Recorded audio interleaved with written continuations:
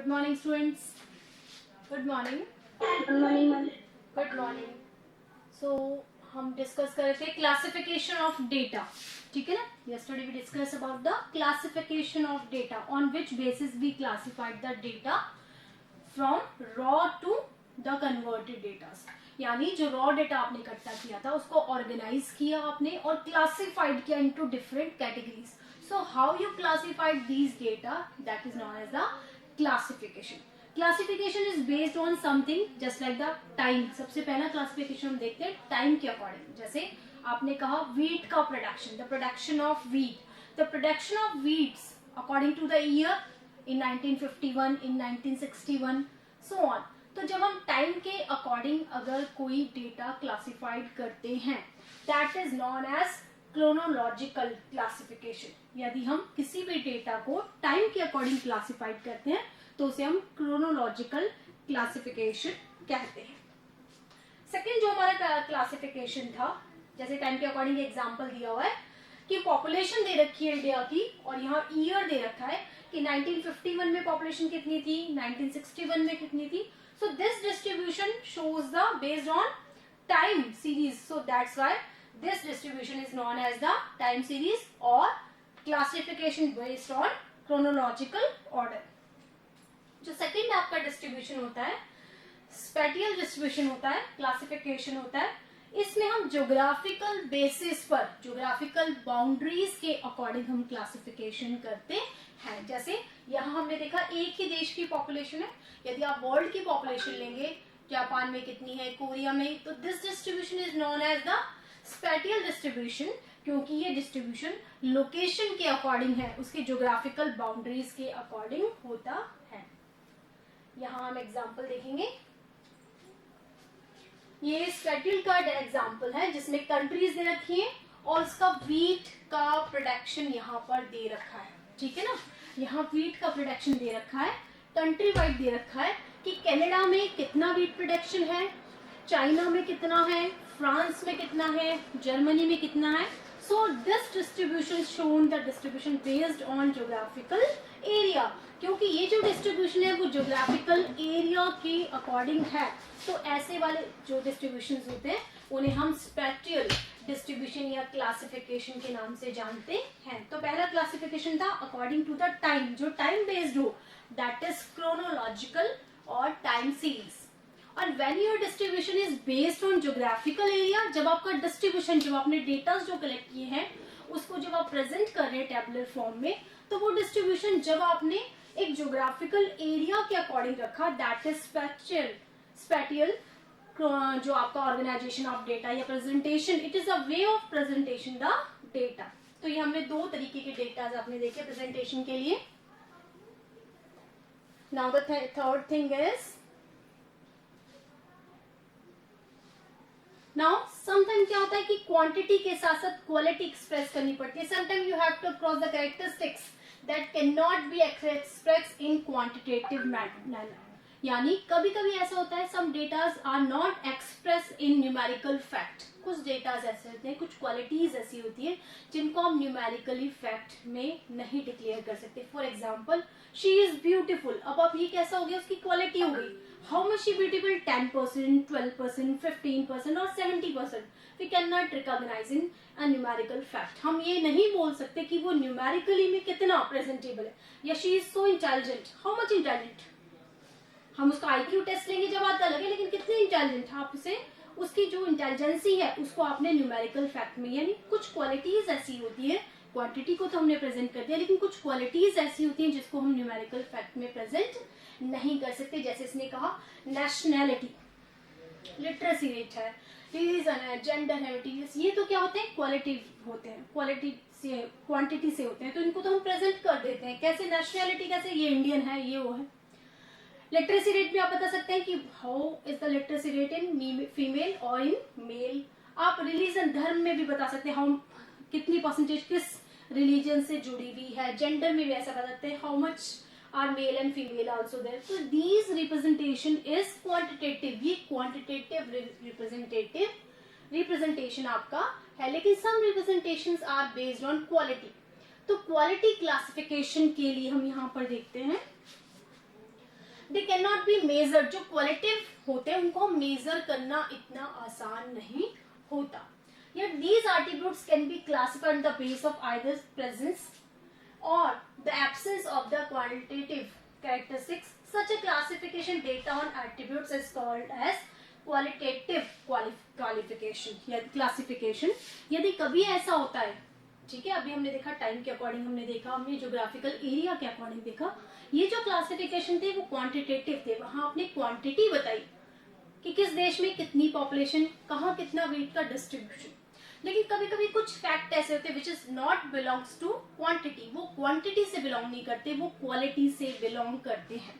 तो ऐसे एट्रिब्यूट्स को जब हम डिस्ट्रीब्यूट करते हैं लेवल के अकॉर्डिंग, तो उन्हें से हम क्वालिटेटिव क्लासिफिकेशन कहते हैं। तो आज हमने 3 क्लासिफिकेशन देखे टाइम सीरीज के according, that is chronological, geographical area के according, that is spatial, and the third one is जिसमें हम क्वांटिटी को रिप्रेजेंट नहीं कर रहे, we just represent our quality. तो qualitative classification is also there.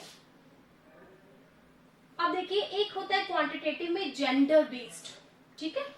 N observation would either be male और a female. जब आप अपना ऑब्जर्वेशन किस पे कंसल्ट कर रहे हैं कि आइदर ही इज मेल और female. For example literacy rate, तो how much female are literate in India according to 2021, or how much males are literate in India according to 2021. तो this distribution is based on gender। ये जो distribution है वो gender based है। ठीक इस तरह से हम population को अगर देखते हैं कि रूरल और अर्बन एरियाज में मेल और फीमेल की पोजिशंस को देखते हैं, तो that is also belongs to the gender. ये जेंडर पर बेस्ड करती है। These two characteristics could be further classified into the marital status also। अब देखिए, हमने पॉपुलेशन को 2 तरह से इसको क्लासिफाइड किया। हमने कहा जेंडर के अकॉर्डिंग, ठीक है, पॉपुलेशन को हमने डिवाइड किया जेंडर के अकॉर्डिंग, मेल एंड फीमेल, तो जेंडर बेस्ड हो गया। लेकिन further we just classified on the other 2 attributes, जैसे हमने कहा आइदर दे आर मैरिड और नॉट मैरिड, तो ये एक अलग एट्रीब्यूट्स हो गया।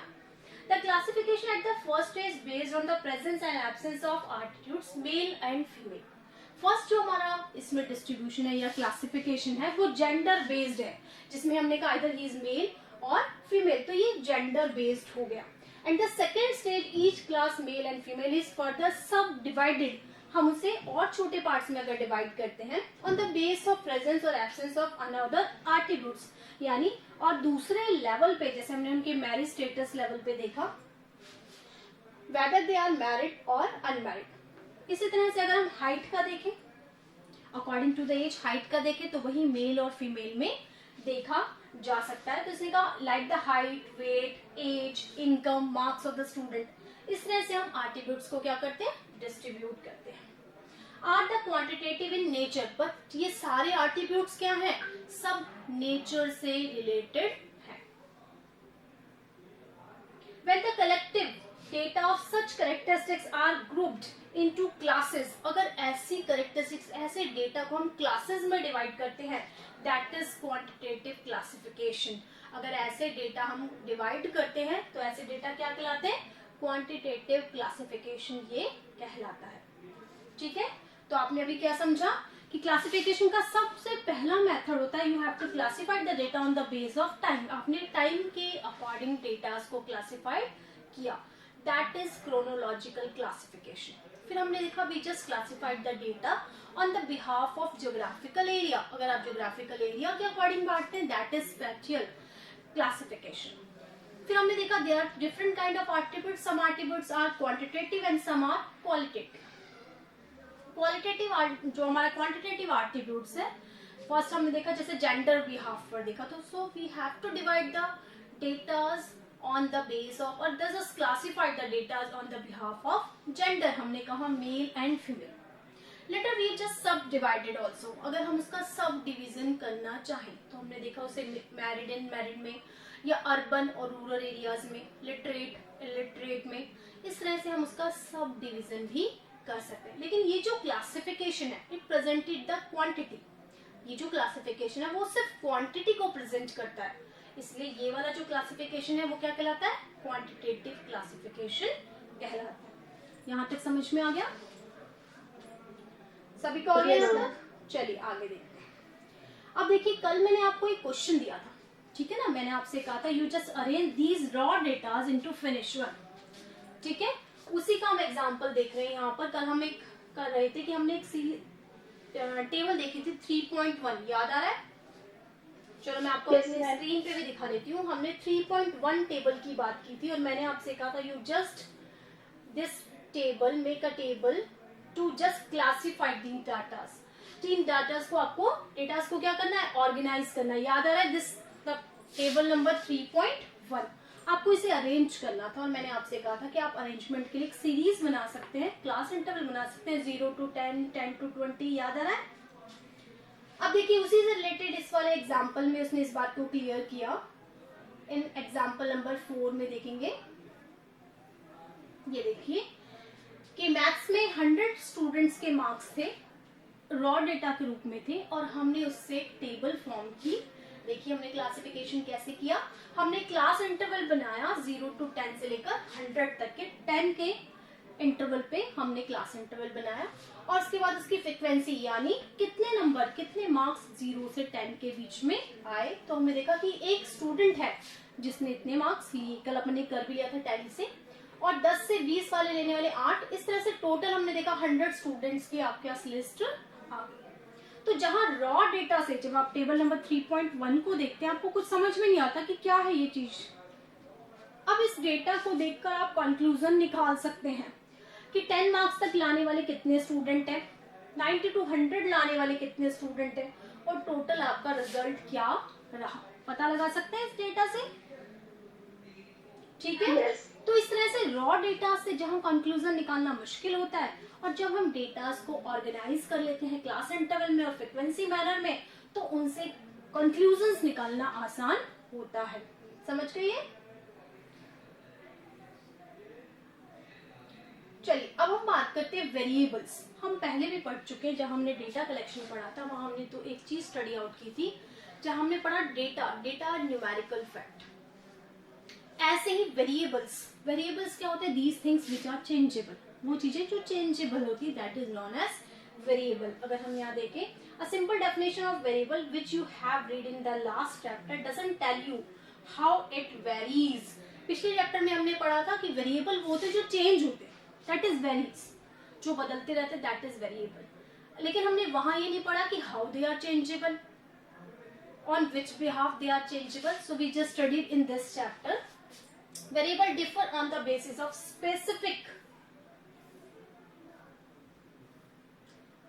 criteria. जो variables होते हैं कुछ criteria के according होते हैं, so they are broadly classified into two parts. जो variables है उसको हमने दो parts में divide किया, एक होते हैं continuous और एक होते हैं discrete variables.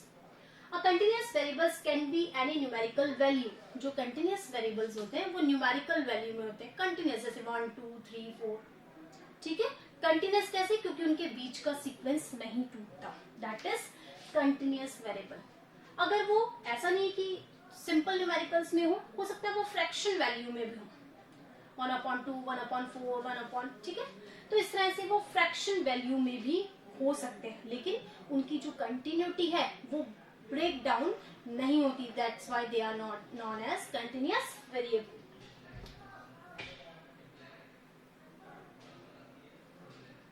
So its value can also be broken down into the infinites gradings, यानी कि जो वैल्यू है वो कहीं से बीच में ब्रेक डाउन नहीं होती, इसलिए इन्हें कंटिन्यूअस वेरिएबल्स के नाम से जानते हैं। एक अदर एग्जांपल हम ले लेते हैं, जैसे वेट है, टाइम है, डिस्टेंस है, इनको भी हम इस कंटिन्यूअस वेरिएबल्स में ले सकते हैं। कंटिन्यूअस वेरिएबल के अलावा हमने एक और वेरिएबल देखा, that is discrete. Discrete variable can take only certain value. Discrete variable में क्या होता है? एक सर्टेन वैल्यू होती है जो कंटिन्यू नहीं चलती। It jumps from one value to another, ये जंपर वैल्यू कहलाती है, जहां पर हम एक वैल्यू से दूसरी वैल्यू पर सीधे पहुंच जाते हैं, ठीक है? जैसे अभी हमने देखा नंबर ऑफ स्टूडेंट्स, देखा ना आपने, नंबर ऑफ स्टूडेंट में देखा कि 0 to 10 लेने वाले सिर्फ 1 नंबर, फिर 10 to 20 में सीधे 8 पर आ गया, 1 से आपने जंप कहां किया? 8 पर किया, ठीक है? तो यहाँ कंटिन्यूटी नहीं थी, क्लास इंटरवल में कंटिन्यूटी थी 0 to 10, 10 to 20, तो वो कैसा हो गया? Continuous variable. लेकिन जहां कंटिन्यूटी नहीं है, हमने कहा नंबर ऑफ स्टूडेंट 1, 8, 12, 15, वहां कंटिन्यूटी नहीं है। एक वेरिएबल वैल्यू से हम कहां पहुंच गए, सीधे दूसरी वैल्यू पर पहुंच गए, तो that is discrete variable. There is a intermediate between them, वहां पर कोई भी ऐसी इंटरमीडिएट वैल्यू नहीं होती। जैसे हमने देखा क्लास इंटरवल की बात हम जब करते हैं 0 to 10, वहां इंटरमीडिएट वैल्यू है। ठीक है, कैसे, जब आप वहां पर मिड वैल्यू निकालते हैं तो अपर लिमिट और लोअर लिमिट को प्लस करके 2 से डिवाइड करते हैं, आपको बीच की मिडिल वैल्यू पता चल जाती है। लेकिन यहाँ हम देखते हैं जो डिस्क्रीट सीरीज है वहां पर जंपर नंबर्स है, एक के बाद जंप करके दूसरा नंबर आ जाता है, काफी गैप भी हो सकता है और कम बैक भी हो सकता है, तो वहां पर इस तरह की इंटरमीडिएट वैल्यू निकालना मुश्किल होता है। एग्जाम्पल दे रखा है जैसे इसने यहाँ पर, it can not take any fraction value like the 0.5, अगर एक fraction value 0.5 because half of the student is absorb. ठीक है, तो इस तरह से फ्रैक्शन वैल्यू वहां पर निकालना मुश्किल पाया जाता है। एक और एग्जाम्पल देखेंगे,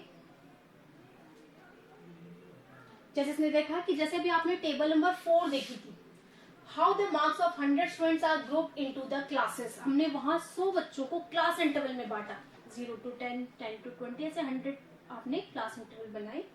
you will be wondering as to how we got it from the raw data 3.1, ये हमने कैसे देखा कि जो हम रॉ में डेटा थे उनसे हमने वो टेबल बनाई। But before that this question you must know what a frequency distribution. अब आपको यहाँ ये पता होना चाहिए कि व्हाट इज फ्रीक्वेंसी डिस्ट्रीब्यूशन, क्योंकि उस टेबल में आपने क्या देखा, क्लास इंटरवल है, क्लास इंटरवल के सामने क्या है, फ्रीक्वेंसी, तो वो फ्रीक्वेंसी डिस्ट्रीब्यूशन सीरीज है, यानी उस सीरीज को देखकर आपको पता चल रहा है कि हाँ ये जो फ्रीक्वेंसी है वो इस क्लास इंटरवल की है, तो इसे हम बोलते हैं फ्रीक्वेंसी डिस्ट्रीब्यूशन सीरीज। अब what is frequency distribution series, जिसे आप कंटिन्यूअस सीरीज भी कहते हैं, होती क्या है। A frequency distribution is a comprehensive way to classify raw data of a quantitative variable. जब आप किसी भी रॉ डेटा को एक क्लासिफाइड करते हैं तो उसे हम फ्रीक्वेंसी वाइज, तो उसे हम फ्रीक्वेंसी डिस्ट्रीब्यूशन ऑफ डेटा या फ्रीक्वेंसी क्लास इंटरवल भी के नाम से या कंटिन्यूअस फ्रीक्वेंसी डिस्ट्रीब्यूशन के नाम से भी जानते हैं। जैसे भी आपने 3.1 टेबल को रॉ डेटा से एग्जाम्पल नंबर 4 में कन्वर्ट किया, फिनिश डेटाज में जब कन्वर्ट किया तो वहां आपने देखा कि आपको एक फ्रीक्वेंसी डिस्ट्रीब्यूशन टेबल मिली, यानी जिसके आगे क्लास इंटरवल भी था और उसकी फ्रीक्वेंसी भी थी। It shows how different value of variable marks in mathematics score by are distributed in different class along this. उसमें हमने क्या देखा कि एक क्लास इंटरवल में कितनी फ्रीक्वेंसी है, यानी कितने लोगों ने इतने मार्क्स गेन किए। ठीक है, तो जो कंटिन्यूअस सीरीज होती है उसको फ्रीक्वेंसी डिस्ट्रीब्यूशन सीरीज के नाम से भी जानते हैं। ठीक है, ये बात समझ में आ गई, what is frequency distribution series, ये क्लियर हो गया। जैसे 0 to 10, 10 to 20, ठीक है, ये क्या है, फ्रीक्वेंसी या कंटिन्यूअस सीरीज के नाम से भी इसे जानते हैं। ये बात क्लियर हो गई, क्या हुआ, आवाज नहीं आ रही? Yes ma'am. ये बात समझ में आ गई, what is frequency distribution series, clear हो गई? एक बार दोबारा सुन लीजिए। जब हम बात कर रहे थे, जब हमने मीन मोड मीडियन किया था, तब हम 3 सीरीज की बात कर रहे थे। वहां से आपको मैंने फर्स्ट सीरीज कहा था इंडिविजुअल सीरीज, जहां पर आपको सिर्फ वैल्यूज दी जाती है आइटम्स की। ठीक है, सेकेंड हमने पढ़ा डिस्क्रीट सीरीज, जहां वैल्यू ऑफ आइटम के साथ उनकी फ्रीक्वेंसी भी लिखी होती है। ठीक है, और जो थर्ड हमने पढ़ी थी दैट इज कंटिन्यूअस सीरीज, उसे फ्रीक्वेंसी डिस्ट्रीब्यूशन सीरीज कहते हैं, यानी जो नंबर कितनी बार रिपीट हुआ, फ्रीक्वेंसी तो है, ठीक है, उसको हमने किस क्लास इंटरवल में डाला। जैसे आपने देखा ना 0 to 10 में कितने स्टूडेंट आए, एक स्टूडेंट आया, 10 to 20 में कितने स्टूडेंट, 8 स्टूडेंट्स आ गए। ठीक है, तो हमने फ्रीक्वेंसी को डिस्ट्रीब्यूट किया, किसमें किया, क्लास इंटरवल में उसको डिस्ट्रीब्यूट किया। So when we distribute the raw datas according to their frequency, in the class interval that is known as frequency distribution series. Okay, आप समझ गए? ठीक है ना? यानी आपने जो रॉ डेटा थे 3.1 टेबल के रॉ डेटा थे उसे एग्जाम्पल नंबर 4 में अरेंज किया. कैसे किया? उनकी फ्रीक्वेंसी क्या था और फिर उसे हमने किस में कन्वर्ट कर दिया? क्लास इंटरवल में कन्वर्ट कर दिया. तो वो सीरीज क्या बन गई? कंटिन्यूअस सीरीज बन गई, या फिर हम उस सीरीज को कहते हैं फ्रीक्वेंसी डिस्ट्रीब्यूशन सीरीज. आप समझ गए? ठीक है. अब देखिए यहाँ पर, यहाँ हम कह रहे हैं कि हमने क्लास लिमिट कैसे बनाई. जैसे इसने कहा 60 to 70, यहाँ पर क्लास लिमिट क्या है? 60 and 70. ठीक है. अगर आपने यहाँ आपसे कहा गया कि क्लास लिमिट है, ठीक है, जैसे मैंने आपसे कहा कि 0 to 10, ठीक है, तो ये हो गई इसकी अपर क्लास, तो ये हो गया आपका L1 और ये हो गया L2. ठीक है, ये क्या हो गया? इसकी लोअर लिमिट और ये हो गई इसकी अपर लिमिट. तो ये दोनों क्या कहलाते हैं? क्लास हो गई, ये एक ग्रुप हो गया. ठीक है, जिसकी ये लोअर लिमिट है और ये इसकी हाईएस्ट है. अब 10 to 20 लिखोगे तो ये लोअर हो गई और ये इसकी हाईएस्ट हो गई. ठीक है, तो इसे बोलते हैं क्लास इंटरवल. कितना? क्लास इंटरवल मतलब कितनी सीरीज इसके अंदर आएंगी, दैट इज क्लास लिमिट. इसमें अपर और लोअर क्लास पाई जाती है.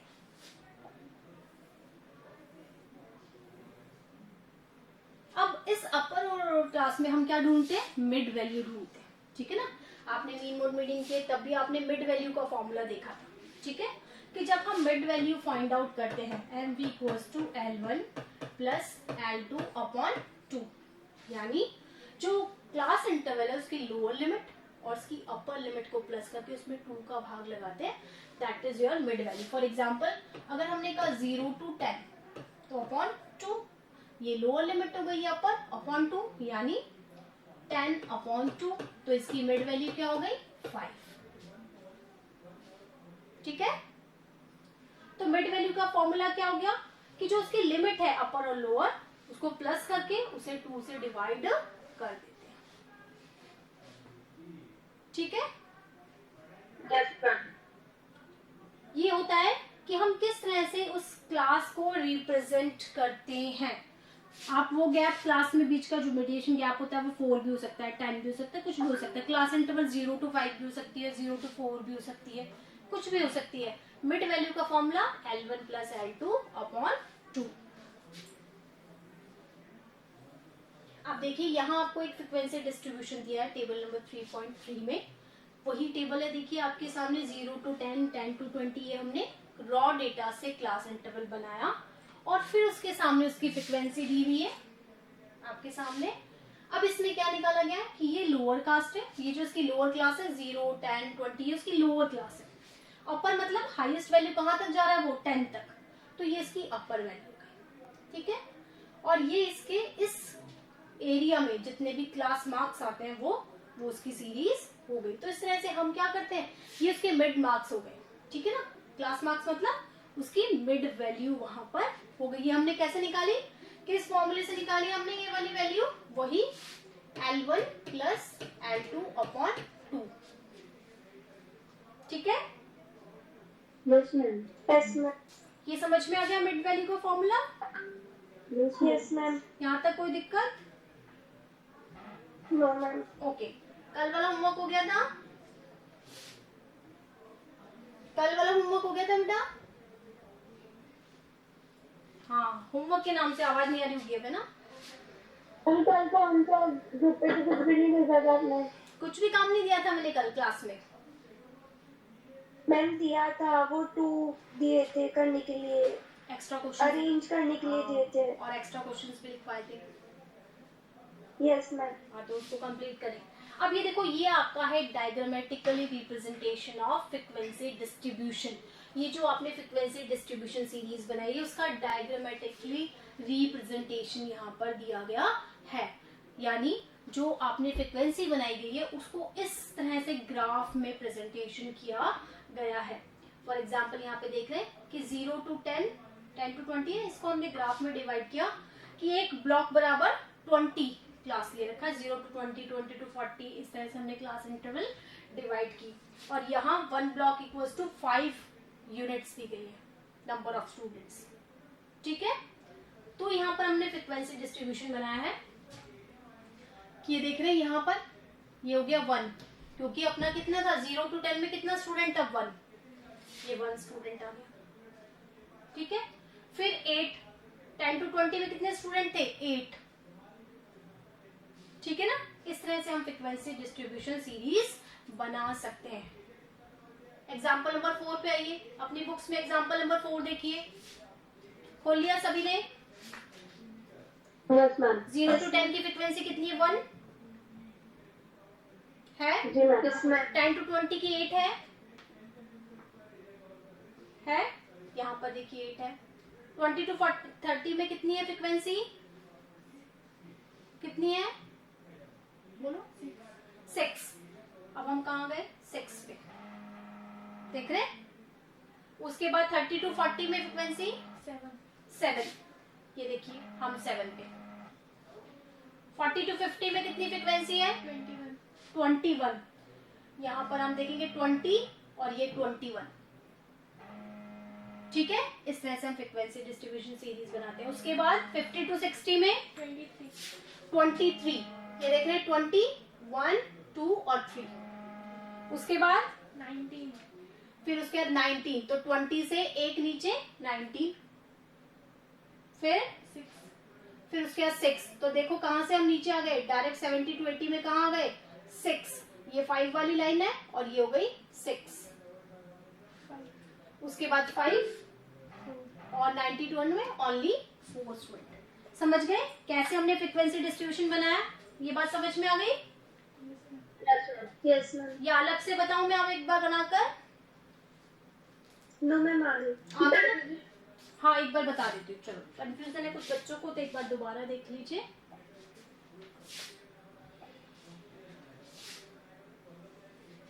यहाँ पर हमने सीक्वेंस लिया था 0 to 10, 10 to 20, 20 to 30, 30 to 40, 40 to 50, 50 to 60, 60 to 70, 70 to 80, 80 to 90 और 90 to 100। इस क्लास इंटरवल की फ्रीक्वेंसी थी 1, 8, आगे बोलो बेटा, 6, 7, 21, 21, 23, 19, 6, 5, 4। ओके, ये आपका 100 स्टूडेंट का टोटल था। ठीक है, अगर जब मैं इसको ग्राफ में रिप्रेजेंट करूंगी, आपके ऊपर डिपेंड करता है आप कितने ब्लॉक में लेते हो। मान लो मैं 10 का ही गैप लेती हूँ, अगर मैंने एक ब्लॉक बराबर 10 ही लिया,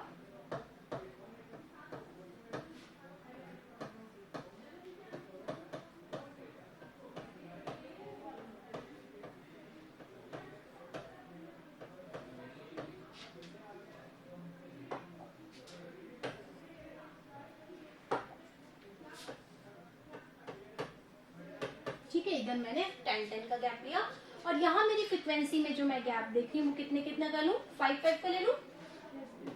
यस मैम।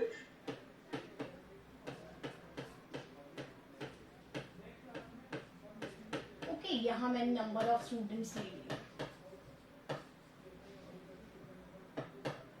ठीक है, अब मैंने देखा 0 to 10 में ओनली 1 स्टूडेंट इज देयर, तो मैंने देखा कि 0 to 10 में ओनली 1 स्टूडेंट है। ठीक है, मैंने 1 पे पॉइंट लगा दिया। 10 to 20 में 8 स्टूडेंट है, तो 10 से 20 में 8 स्टूडेंट है। ठीक है, फिर 20 से 30 में कितने स्टूडेंट है 6 के लिए मैं क्या हुई, नीचे आई। ठीक है, देन 30 to 40 में 7 स्टूडेंट है, 30 to 40 में 7 है, तो मैं थोड़ा सा ऊपर गई। ठीक है, उसके बाद 21 है, 40 to 50 में 21, यानी 50 पे है 21, तो मुझे ऊपर जाना पड़ेगा। ठीक है, उसके बाद 23, ठीक है, 50 to 60 में 23, उसके बाद 19 के लिए मुझे क्या आना पड़ेगा, नीचे आना पड़ेगा, तो मैं कहाँ आ जाऊंगी, नीचे की तरफ 19। ठीक है, उसके बाद हम देख रहे हैं 6 के लिए मुझे फिर कहाँ आना पड़ेगा, नीचे, तो मैं आ गई नीचे। फिर उसके बाद 5, ठीक है, और 4, ये आपका बन गया फ्रीक्वेंसी डिस्ट्रीब्यूशन सीरीज। ठीक है, हो गया ये। तो इस तरह से हम फ्रीक्वेंसी डिस्ट्रीब्यूशन सीरीज को प्रेजेंट। मैम हाँ मैम, ये एग्जाम में भी बनाने के लिए आ सकता है हाँ क्या? बिल्कुल, आपको कोई डिस्ट्रीब्यूशन दिया जा सकता है और आपसे कहा जा सकता है you just present in the graphical form. Okay ma'am. ठीक है, ओके मैम। यहाँ तक समझ में आ गया? कोई कंफ्यूजन? No ma'am. ठीक है, तो आज आप इस क्वेश्चन की प्रैक्टिस करेंगे, एग्जाम्पल नंबर 4 की। थर्ड चैप्टर है, वो जो सेकंड चैप्टर में सेंसर और सैंपल मेथड था, वो हट गया क्या हमारे? सेंसस और sample method, sample method of collection of data. वो इसके बाद कराऊंगी क्योंकि ये आपका इंटरकनेक्टेड था ना फ्रीक्वेंसी सीरीज से, इसलिए मैंने ये पहले करा दी। तो मैम वो थर्ड चैप्टर है और ये फोर्थ चैप्टर है। हाँ, पर आपके डेटा के अकॉर्डिंग ये थर्ड दे रखा है उसमें चैप्टर वाइज में। नो मैम, ये थर्ड है ना, थर्ड दे रखा है आपकी बुक में। तो आपकी बुक में तो ये थर्ड ही हमारे पास वो वाली है। हाँ कोई बात नहीं, आप एनसीईआरटी के अकॉर्डिंग चले, वो तो रेफरेंस बुक है, आप चैप्टर नंबर इसको थर्ड ही डालेंगे क्योंकि आपके रेफरेंस उसमें एनसीईआरटी में थर्ड ही चैप्टर है और जो रेफरेंस है उसमें वो फोर्थ है। ठीक है ना? ओके। ठीक है, यहाँ तक कोई दिक्कत नहीं है? No ma'am. ओके, मैं आपको फ्रीक्वेंसी डिस्ट्रीब्यूशन के 1-2 एग्जांपल सेंड करूंगी। ठीक है, यस मैम। चलो आज इतना ही पढ़ेंगे। हाँ मैम, जो दूसरी बुक है आपने उसमें एक भी चैप्टर नहीं कराया ना अभी? अभी नहीं स्टार्ट करी अपन, इंडियन इकोनॉमी अभी स्टार्ट नहीं की। Okay ma'am. ठीक है, okay, have a nice day, thank you, thank you ma'am. Welcome बेटा।